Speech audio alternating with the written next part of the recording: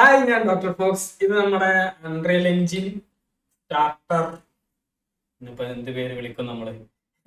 Unreal engine starter, മറ്റേ mobile video game സാധനത്തിന്റെ നാലാമത്തെ നാലാമത്തെ പാർട്ടാണ്.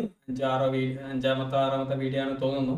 ഏതായാലും നാലാമത്തെ പാർട്ട് എന്ന് പറയുമ്പോൾ ഇതിനെ നമ്മൾ കുറെ സെപ്പറേറ്റ് ആക്കി തിരിക്കുന്നുണ്ട്. ഇന്ന് നമ്മൾ ബ്ലൂ പ്രിന്റ് എന്ന് പറഞ്ഞ ഏരിയയാണ് കാണുന്നത്. ബ്ലൂ പ്രിന്റിനെ നമുക്ക് ഒരു വീഡിയോയിലോ രണ്ട് വീഡിയോയിലോ പറഞ്ഞു തീർക്കാവുന്ന ഒരു കാര്യമല്ല. ഈ ബ്ലൂ പ്രിന്റ് വലിയൊരു സെഷനാണ്. അതിനെ നമ്മൾ 2-3 ക്ലാസ്സസ് ആക്കി തിരിച്ചിട്ടുണ്ട്. അതിന് തന്നെ പറഞ്ഞു തീരുന്നില്ല. നമ്മൾ പിന്നെയും വരുന്ന ട്യൂട്ടോറിയലുകളിൽ അധികം ഈ ബ്ലൂ പ്രിന്റ് എങ്ങനെ, ഓരോന്നിനും ഉണ്ടാക്കുന്ന ബ്ലൂ പ്രിന്റ് എങ്ങനെ എന്നുള്ളതായിരിക്കും വരിക. ഏതായാലും ഇന്നത്തെ ബ്ലൂ പ്രിന്റ് നമ്മളൊരു ചെറിയ ബ്ലൂ പ്രിന്റിലേക്ക് തൊട്ട് നോക്കുക എന്നുള്ള ഒരു ഏരിയയാണ് നമ്മൾ കാണുന്നത്. അതിനെ ഞാൻ 2 ഭാഗമായിട്ട് ഇതിൽ തന്നെ തിരിച്ചിട്ടുണ്ട് ഈ വീഡിയോയിൽ തന്നെ. ഫസ്റ്റ് സെഷനിൽ നമ്മൾ ചെറുതായിട്ട് ഈ ബ്ലൂ പ്രിന്റിന്റെ ഒരു സിമ്പിൾ ഗ്രൂപ്പിംഗ് യൂസ് കേസ് മാത്രം ഒന്ന് കാണും, നമ്മളൊന്ന് പരിചയപ്പെടാൻ വേണ്ടി. അത് കഴിഞ്ഞതിന് ശേഷം രണ്ടാമത്തെ പാർട്ട് ഒരു ഇച്ചിരി തിയറി ആണോ എന്ന് ചോദിച്ചാ ആണ്, എന്നാ തിയറി തന്നെ വിളിക്കാം. ബ്ലൂ പ്രിന്റ് ക്ലാസ്സുകൾ എന്താണെന്ന് പറയുന്ന ഒരു ഫ്ലോ ചാർട്ടും ഇതൊക്കെ വെച്ചിട്ട് പറയുന്ന ഒരു സംഭവമാണ്. ഇനി അങ്ങോട്ടുള്ള ബ്ലൂ പ്രിന്റ് ക്ലാസ്സുകൾ പ്രത്യേകിച്ച് ഒരിക്കലും മിസ് ചെയ്യരുത്. ഫാസ്റ്റ് അടിച്ച് കളയാൻ നിങ്ങൾക്ക് വേണമെങ്കിൽ 2x സ്പീഡിലൊക്കെ ഇരുന്ന് കാണാം, പക്ഷെ എടുത്ത് സ്കിപ്പ് ചെയ്ത് കളയരുത്. വളരെ ഇമ്പോർട്ടന്റ് പാർട്സ് ആയിരിക്കും, പറയുന്ന എല്ലാ പോയിന്റുകളും വളരെ ഇമ്പോർട്ടന്റ് പാർട്സ് ആയിരിക്കും. അത് തന്നെ എല്ലാം ഇതിൻ്റെ ഉള്ളിൽ പറഞ്ഞു തീർക്കാൻ എനിക്ക് പറ്റിയിട്ടില്ല, ഭയങ്കര സ്പീഡിൽ പറഞ്ഞ കുറെ കാര്യങ്ങൾ ആക്കിയത് കൊണ്ട്. അതുകൊണ്ട് തന്നെ ഈ ക്ലാസ്സും അടുത്ത ക്ലാസ്സിന് ശേഷം നമ്മളൊരു ലൈവ് സെഷൻ ഇതിന് വേണ്ടി വെക്കും, അതും അറ്റൻഡ് ചെയ്യുക. അതിൽ ഞാൻ കുറെ എക്സ്ട്രാ കാര്യങ്ങൾ പറയും. ഇതിനെ പറ്റിയുള്ള ഇതിന്റെ ഉള്ളിൽ പറയാൻ വിട്ടുപോയ കുറെ എക്സ്ട്രാ കാര്യങ്ങളുണ്ട്, അതൊക്കെ പറയും. സോ നമുക്ക് ഇവിടെ ഇങ്ങനെ ഇൻട്രോ പറഞ്ഞ ഒരുപാട് ലേക്ക് അടിപ്പിക്കേണ്ട, നമുക്ക് വീഡിയോയിലേക്ക് പോവാം. ഞാൻ ഹായ് ഡോക്ടർ ഫോക്സ് പറഞ്ഞല്ലോ അല്ലേ, പറഞ്ഞു കേൾക്കുമ്പോൾ. ഓക്കെ, ബ്ലൂ പ്രിന്റിനെ കുറിച്ച് നമ്മൾ ഇനി ഒരുപാട് അറിയാൻ കിടക്കുന്നേ ഉള്ളൂ, ഒരുപാട് പറയാൻ ഇനിയും ഉണ്ട്. ഒരു ക്ലാസ്സിൽ തീരാത്തത് തന്നെയാണ്, ഒന്നിൽ കൂടുതൽ ക്ലാസ്സുകളായിട്ട് നമ്മൾ പറയും. ഇപ്പൊ പക്ഷെ നമുക്ക് ബ്ലൂ പ്രിന്റിലേക്ക് കടക്കാൻ ഒരു സ്റ്റാർട്ടിംഗ് പോയിന്റിന് വേണ്ടി ചെറുതായിട്ട് നമുക്ക് അറിയുന്ന, നമ്മൾ കഴിഞ്ഞ ക്ലാസ്സിൽ പഠിച്ച ഗ്രൂപ്പിംഗുമായിട്ട് ബന്ധപ്പെടുത്തി ചെറുതായിട്ടൊന്ന് ഞാൻ പറയാണ്. എന്നാൽ അതല്ല ബ്ലൂ പ്രിന്റ് അൺറിയൽ എഞ്ചിന്റെ ലൈഫാണ്. നമ്മൾ ഇനി കൂടുതൽ പറയാൻ പോകുന്നേ ഉള്ളൂ എന്ന് മനസ്സിലാക്കി നമ്മൾ ഈ വീഡിയോന്റെ ഫസ്റ്റ് പാർട്ടിൽ ബ്ലൂ പ്രിന്റിന്റെ ഒരു ചെറിയ പാർട്ട് കാണാണ്. നമ്മൾ ബ്ലൂ പ്രിന്റിന്റെ ഒരു ഗ്രൂപ്പിംഗ് ആയിട്ട് എങ്ങനെ യൂസ് ചെയ്യാമെന്ന് മാത്രം കാണാണ്, അതിന്റെ പ്ലസുകൾ എന്തൊക്കെയാണെന്നും കാണാം. കഴിഞ്ഞ പ്രാവശ്യം നമ്മൾ പഠിച്ച എല്ലാ ഗ്രൂപ്പിംഗും നിങ്ങൾക്ക് ഓർമ്മ ഉണ്ടാവുമെന്ന് വിചാരിക്കുന്നു. ഇല്ലെങ്കിൽ ആ വീഡിയോ ഒന്നും കൂടി കാണുക. എന്നിട്ട് നമുക്ക് ഇവിടെ ഒരു ചെറിയ ഡോർ ഉണ്ടാക്കാം. നമ്മളിപ്പോ ഈ പ്ലാറ്റ്ഫോമിലൊക്കെ ഓരോ ഡോർ ഉണ്ടാക്കാനാണ് നമ്മുടെ പ്ലാൻ. സോ ആദ്യം ഡോർ ഉണ്ടാക്കാൻ ബേസിക് ഷേപ്പ് ആയിട്ടുള്ള ഒരു ബോക്സ് ഞാൻ ഇവിടെ വെക്കുകയാണ്. നമ്മളെ പ്ലെയർ സ്റ്റാർട്ടിന്റെ തൊട്ട് മുമ്പിൽ തന്നെ വെക്കാനുള്ള റീസൺ എന്താന്ന് വെച്ചാൽ, ഞാൻ പ്ലേ അടിക്കുമ്പോൾ എനിക്ക് ആളുടെ വലുപ്പത്തിനനുസരിച്ച് കാണാനാണ്. വേറെ വഴികളില്ല എന്നല്ല, എന്നാലും നമ്മൾ അത്ര റിസ്ക് എടുക്കുന്നില്ല. പോട്ടെ, നമ്മളേതായാലും ക്യൂബ് ഒന്ന് ചെറുതാക്കി, അത്ര തടി വേണ്ട, അത്ര തടിയുള്ള ഡോർ വേണ്ട, ചെറുത് മതി. നിങ്ങളുടേത് ഇവിടെ സ്നാപ്പിംഗ് ഓൺ ആണെങ്കിൽ നിങ്ങൾക്ക് ഇങ്ങനെ പ്രിസൈസ് ആയിട്ട് വെക്കാൻ പറ്റിയെന്ന് വരില്ല. സോ ഈ സ്നാപ്പിംഗ് ഓഫ് ആക്കിയിട്ട് വെച്ചാൽ നല്ല ചെറിയ സൈസിലുള്ളത് ഉണ്ടാക്കാം. നമുക്ക് ഇനിയും ഹൈറ്റ് വേണം. ഹൈറ്റ് കറക്റ്റ് നോക്കാൻ വേണമായിരുന്നെങ്കിൽ നമ്മുടെ ഒബ്ജക്റ്റ് ഇവിടെ എടുത്തിട്ടായിരുന്നു. തൽക്കാലം അപ്പം അങ്ങനെ ഇരിക്കട്ടെ. ഐ തിങ്ക് അത് മതിയാവുമെന്ന് വിചാരിക്കുന്നു. പ്ലേ അടിച്ച് ഇല്ല, നമ്മുടെ ആളുടെ വലുപ്പം വെച്ച് ഡോർ ഇനിയും വലുതാവണം. സോ നമുക്ക് കുറച്ചുകൂടെ വലുതാക്കി വെക്കാം.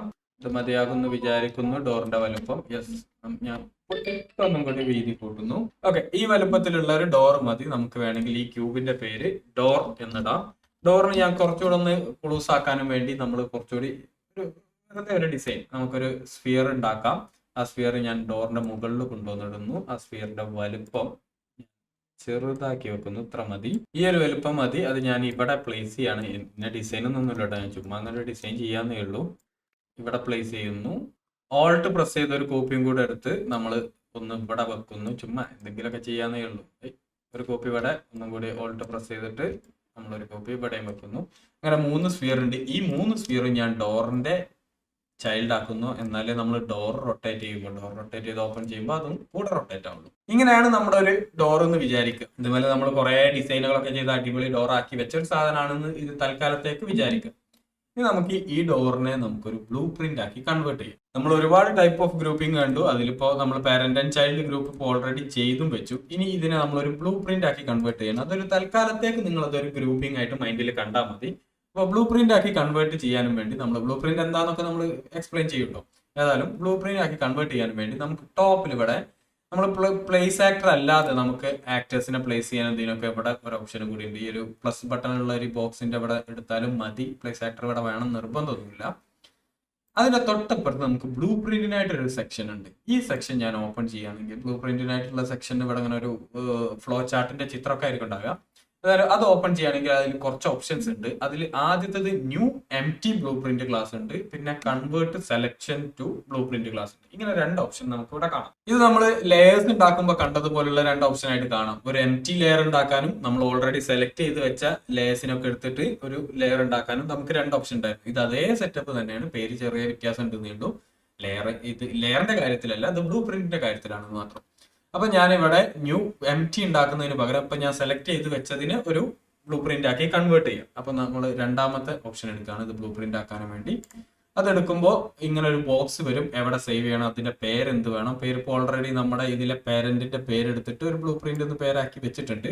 ഞാൻ അതിന്റെ പേര് തൽക്കാലം ഡോർ എന്നിട്ട് പകരം BP_ഡോർ എന്ന് ഇട്ടിട്ടുണ്ട്. ഇതാണ് ശരിക്ക് ഈ അൺറിയൽ എഞ്ചിന്റെ ഒരു നെയിമിംഗ് കൺവെൻഷൻ ഉണ്ട്. നിർബന്ധമൊന്നും ഉണ്ടായിട്ടല്ല, പക്ഷെ എല്ലാവരും ഒരേപോലെ പേരിട്ട് പോയാൽ പിന്നെ എളുപ്പമാണല്ലോ. പോട്ടെ, ഏതായാലും ആ പേരിടുന്നു. ഇതിൽ രണ്ട് ഓപ്ഷനാണ് നമുക്കുള്ളത്.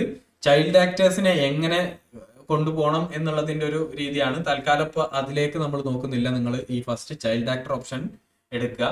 ഇതിൽ ഒരുപാട് ഓപ്ഷൻസ് ഇവിടെ ഉണ്ട്. അതിൽ ആക്ടർ എന്നുള്ളതിന്റെ മുകളിലാണ് നിങ്ങളുടെ ഒബ്ജക്റ്റ്, നിങ്ങളുടെ സെലക്ഷൻ ഉറപ്പിച്ചതിന് ശേഷം മാത്രം സെലക്ട് എടുക്കുക. വേറെ ഏതിലും ആയിരിക്കരുത്.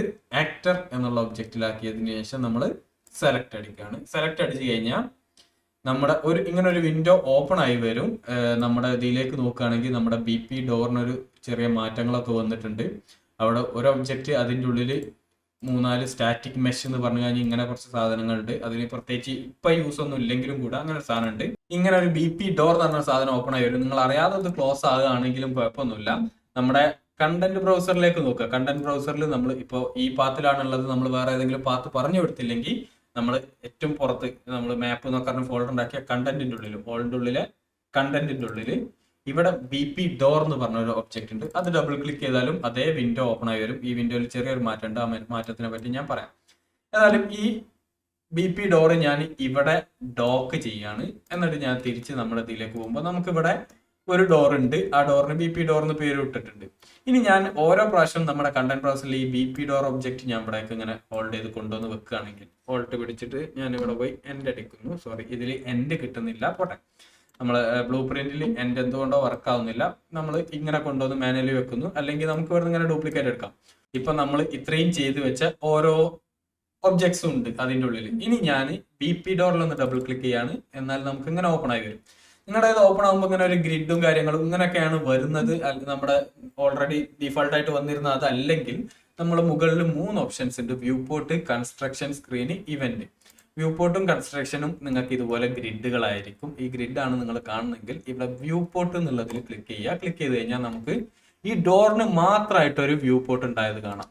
നമുക്ക് ഇവിടെ ഓരോ നമ്മുടെ ടോട്ടൽ മാപ്പിന് ഒരു വ്യൂ പോർട്ട് ഉള്ളത് പോലെ തന്നെ BP ഡോറിന് ഒരു സിംഗിൾ വ്യൂ പോർട്ട് ഉണ്ടായിട്ടുള്ളത് കാണാം. ഇനി നമുക്ക് ഈ വ്യൂ പോർട്ട് എങ്ങനെയുള്ളത് നോക്കാം. ഒന്ന് നമ്മുടെ ഗെയിം പോലെ തന്നെ നമ്മുടെ ഈ വ്യൂ പോർട്ട് നമുക്ക് ഇവിടെ ഉള്ള പോലെ ഒരു വ്യൂ പോർട്ട് ഇവിടെ ഉണ്ട്. താഴെ കമ്പൈൽ റിസൾട്ട് ചിലപ്പോൾ നിങ്ങളുടെ കയ്യിൽ ഉണ്ടാവില്ല, ഉണ്ടെങ്കിലും ഇല്ലെങ്കിലും ഇപ്പൊ പ്രശ്നമൊന്നുമില്ല. നമുക്ക് ആവശ്യം ഉണ്ടാകുമ്പോൾ അത് ഓൺ ആക്കാം. ഞാനത് ക്ലോസ് ചെയ്തിട്ടുണ്ട്. അങ്ങനെ ഒരു വ്യൂ പോർട്ട് ഇവിടെ ഉണ്ട്. നമുക്ക് കൺട്രോൾ സ്പേസ് അടിച്ചു കഴിഞ്ഞാൽ നമ്മുടെ കണ്ടന്റ് ബ്രൗസർ ഇവിടെയും വരും. സോ അത് തന്നെയുള്ളത്.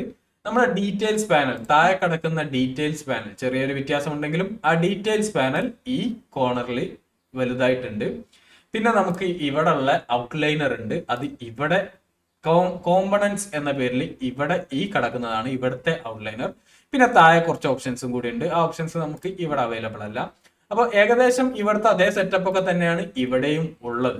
അതിന്റെ ഓർഡർ ഒന്ന് മാറി കിടക്കുന്നുണ്ട് എന്ന് മാത്രം. ഇനി നമ്മുടെ ഇവിടുത്തെ ഔട്ട്ലൈൻ ആയിട്ടുള്ള കോമ്പണൻസിലേക്ക് പോയി കഴിഞ്ഞാൽ ഇവിടെ ഈ സ്റ്റാറ്റിക് മെഷ് ആക്ടർ എന്ന് പറഞ്ഞ് ഫസ്റ്റ് കിടക്കുന്ന ഈ ഒബ്ജക്റ്റ്, ഇതല്ല, ഇതിന്റെ ഇവിടെ കിടക്കുന്ന ഈ ഒബ്ജക്റ്റ് ആണ് നമ്മുടെ ക്യൂബ്. അതിന്റെ താഴെ വീണ്ടും ഒരു മെഷ് ആക്ടർ ഉണ്ട്, അതാണ് നമ്മുടെ ഈ സ്ഫിയർ. അതിന്റെ താഴെ വീണ്ടും ഒരു മെഷ് ആക്ടർ ഉണ്ട്, അതാണ് ഈ സ്ഫിയർ. ഇതാണ് ഈ കോർണറിൽ ഇരിക്കുന്ന ഈ സ്ഫിയർ.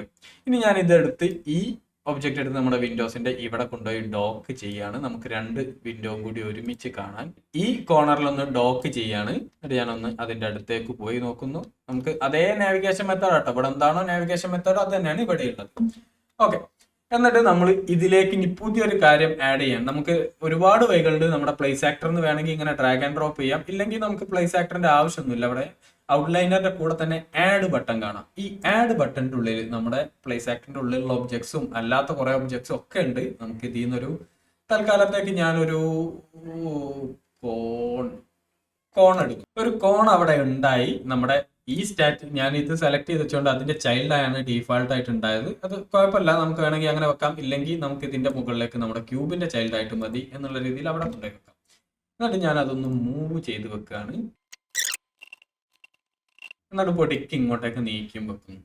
ഓക്കെ, ഇപ്പൊ ഞാൻ ഇതിൽ ഇങ്ങനെ ഒരു കോൺ ഉണ്ടായി. എന്നിട്ട് ഞാൻ സേവ് അടിക്കേണ്ട നിർബന്ധമൊന്നുമില്ല. ലൈവായിട്ട് അപ്പുറത്ത് നോക്കി കഴിഞ്ഞാൽ നമ്മുടെ ഈ 4 ബോക്സിനും ഒരേപോലെ, നമ്മുടെ 4 ഡോറിനും ഒരേപോലെ ഉണ്ടായിട്ടുള്ളത് കാണാം. ഞാൻ ഇതൊന്നും ഇങ്ങോട്ടും തിരിച്ചു വെക്കുകയാണ്. നമുക്ക് എല്ലാ ഡോറും നമ്മുടെ ഫേസ് ചെയ്തിരിക്കുന്നത് പോലെ വെക്കാം.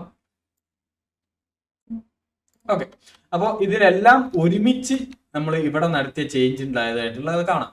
ഞാൻ ഇത് ഇവിടുന്ന് മാറ്റുകയാണെങ്കിൽ ലൈവായിട്ട് ഇപ്പുറത്തേക്ക് നോക്കുക. ഞാൻ ഇവിടുന്ന് ഇത് മാത്രമല്ല, ഇതിൽ എന്ത് മാറ്റിയാലും, ഞാൻ ഇപ്പൊ തൽക്കാലം ഇത് മാറ്റുകയാണെങ്കിൽ ലൈവായിട്ട് അത് അപ്പുറത്ത് അപ്ഡേറ്റ് ആകുന്നത് കാണാം.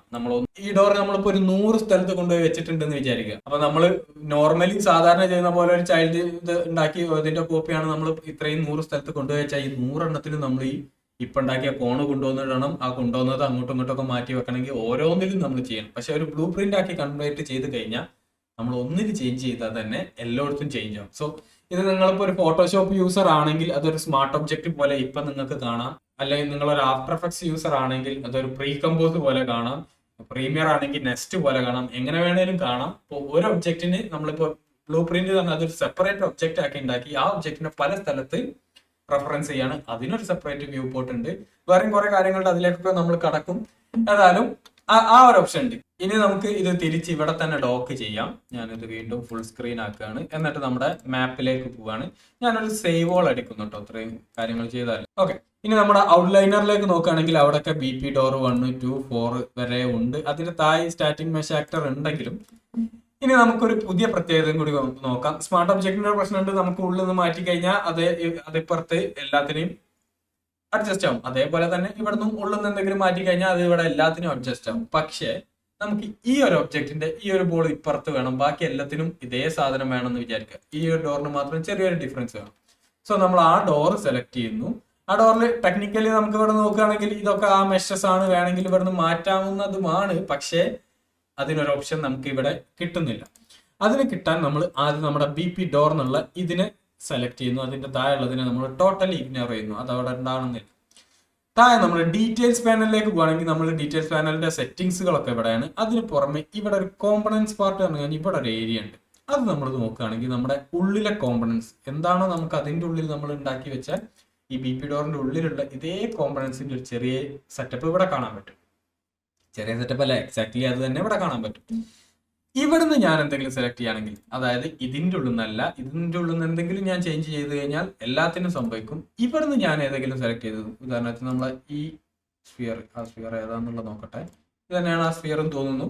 ആ സ്ഫിയറിനെ സെലക്ട് ചെയ്ത് ഞാനൊന്ന് മൂവ് ചെയ്ത് വെക്കുകയാണെങ്കിൽ നമുക്ക് കാണാൻ പറ്റും ഈ ഇതിനും ഒന്നും ചേഞ്ച് ആയിട്ടില്ല. പക്ഷെ അതിനായിട്ടുള്ള കണക്ഷൻ വിട്ടിട്ടുമില്ല. ഇതിന് മാത്രം നമ്മൾ ഇങ്ങനെ ഒരു ചേഞ്ച് വരുത്തി. വേണമെങ്കിൽ ഇതിന് വേറൊരു ചേഞ്ച് വരുത്താം. ഇതിലെ ഈ സ്ഫിയർ ഞാനെടുത്ത് ഇവിടെ വെക്കുന്നു. അങ്ങനെ നമുക്ക് ഇഷ്ടമുള്ള ചേഞ്ച് വരുത്താം എന്ന് വെച്ച് മറ്റിടത്തുള്ള കണക്ഷൻ പോകുന്നില്ല. ഞാനൊന്നും കൂടി സേവ് ഓൾ അടിക്കുന്നു. എന്നിട്ട് ഞാൻ തിരിച്ച് BP ഡോറിൽ പോയിട്ട് ഞാൻ ഇവിടുന്ന് ചേഞ്ച് വരുത്തുകയാണ്. ലൈവായിട്ട് അപ്പുറത്ത് ചേഞ്ച് ആവുന്നുണ്ട് എന്ന് തന്നെ മനസ്സിലാക്കുക. വേണമെങ്കിൽ നമുക്കത് കാണാൻ ഞാൻ ഇങ്ങനെ വെച്ചിട്ട് ഒന്ന് ചേഞ്ച് ചെയ്യാണ്. നമുക്ക് കാണാം എല്ലാ ഡോറിനും അതേപോലെ ലൈവായിട്ട് അപ്പുറത്തുനിന്ന് ചേഞ്ച് വരുന്നുണ്ട്. ഞാൻ തൽക്കാലം ഇതിന്റെ ടോപ്പിൽ ഇവിടെ വെച്ചിട്ട് ഒന്ന് വീണ്ടും ഡോക്ക് ചെയ്യുന്നു. ഇവിടെ വന്ന് നോക്കിയാൽ കാണാം എല്ലാ ഡോറിനും നമ്മളിപ്പോൾ വരുത്തിയ ചേഞ്ച് വന്നിട്ടുണ്ട്. എന്നാൽ നമ്മൾ ഇവിടെ വരുത്തിയ ചേഞ്ച് അവിടെ തന്നെ കീപ്പ് ചെയ്യുകയും ചെയ്യാൻ പറ്റിയിട്ടുണ്ട്. സോ നമുക്ക് ഡിഫറെന്റ് ടൈപ്സ് ഓഫ് ഡോർ ഒരു BP ഡോറിന്റെ ഉള്ളിൽ നിന്ന് തന്നെ ഉണ്ടാക്കാം. ഇവിടുന്ന് വരുത്തുന്ന ചെറിയ ചേഞ്ചസ് ആ കസ്റ്റം ഡോറിന് ഇവിടുന്ന് ചേഞ്ച് ചെയ്യാം. എല്ലാത്തിനും വരുത്തേണ്ട ചേഞ്ചസ് നമുക്ക് ഇതിന്റെ ഉള്ളിൽ നിന്നും ചേഞ്ച് ചെയ്യാം. ഇത് ബ്ലൂ പ്രിന്റിന്റെ ഒരു ചെറിയ ഉപയോഗം മാത്രമാണ്. ഇപ്പോഴും നമ്മൾ ബ്ലൂ പ്രിന്റ് തുടങ്ങുന്നേ ഉള്ളൂ.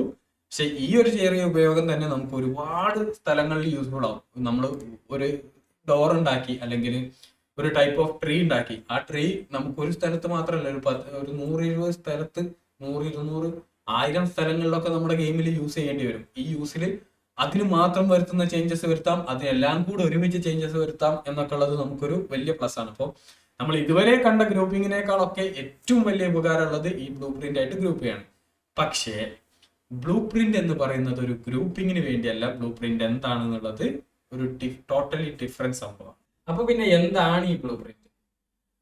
ബ്ലൂ പ്രിന്റ് എന്താന്നുള്ളത് ഒരു ബിഗിനറിനെ സംബന്ധിച്ചിടത്തോളം കുറച്ച് കോംപ്ലിക്കേറ്റഡ് വിഷയമാണ്. എന്നാലും നമ്മളൊന്ന് സിംപ്ലിഫൈ ചെയ്ത് പറയാം. ഓക്കെ, ഞാൻ ഫ്യൂച്ചറിന് എഡിറ്റ് കഴിഞ്ഞതിന് ശേഷം തിരിച്ചിവിടെ വന്നതാണ്. നമ്മൾ സിംപ്ലിഫൈ ചെയ്ത് എക്സ്പ്ലെയിൻ ഒക്കെ ചെയ്ത് കഴിഞ്ഞ് വന്ന് നോക്കുമ്പോൾ 45 മിനിറ്റ് 50 മിനിറ്റ് നമ്മുടെ വീഡിയോ വന്നു. അതുകൊണ്ട് ഞാൻ ഈ പാർട്ട് എനെ തന്നെ 2 പാർട്ടാണ്. പാർട്ട് A1 പാർട്ട് A2 ആക്കി മാറ്റി വെക്കുന്നു. അടുത്ത വീഡിയോയിലായിരിക്കും ഈ ബ്ലൂ പ്രിന്റ് എന്താണ്, അവിടെ നിന്ന് അങ്ങോട്ടുള്ള ഈ തിയറി പാർട്ട് ഉണ്ടാകുക. അത് മിസ് ചെയ്യരുത്, ഒരിക്കലും മിസ് ചെയ്യരുത്. ഭയങ്കര ഇമ്പോർട്ടന്റ് പാർട്ടാണ്. അതുകൊണ്ട് തന്നെയാണ് ഞാൻ സെപ്പറേറ്റ് ആക്കി നിങ്ങളൊരു മൈൻഡ് ഒന്ന് ഫ്രീ ആയിട്ട് കാണാനും വേണ്ടി വെക്കുന്നത്. സോ ഞാൻ ഈ വീഡിയോ അപ്ലോഡ് ചെയ്യുന്നത് ഇന്ന് ചൊവ്വാഴ്ച ആയിരിക്കും. പിറ്റേന്ന് തന്നെ ബുധനാഴ്ച തന്നെ രണ്ടാമത്തെ വീഡിയോ അപ്ലോഡ് ചെയ്യും. സോ വലിയ ഗ്യാപ്പ് ഒന്നും വിടാതെ രണ്ടാമത്തെ പാർട്ടും കൂടി കാണുക. എന്നാൽ ഇതിനകത്തൊരു ഔട്ട്രോ ആയിട്ട് കണ്ടിട്ട് നമ്മുടെ സബ്സ്ക്രൈബ് ലൈക്ക് ഒക്കെ ചെയ്തോ.